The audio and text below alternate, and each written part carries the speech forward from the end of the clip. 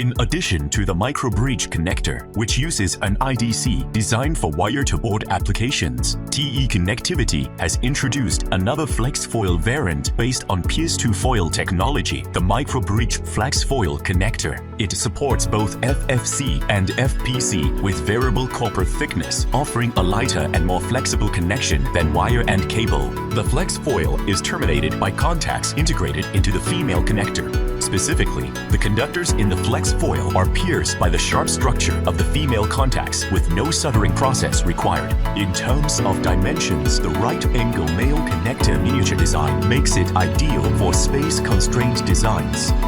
Additional tongs on the male connector and grooves on the female connector enable pre-alignment and ensure a precise mating procedure. As a result, the male connector contact pins are not damaged during improper or skewed mating.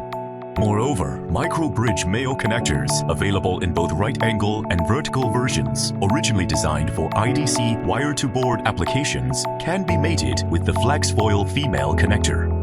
To further facilitate the process, TE Connectivity has developed a terminator machine that helps perform the piercing of the FlexFoil in a simple manner.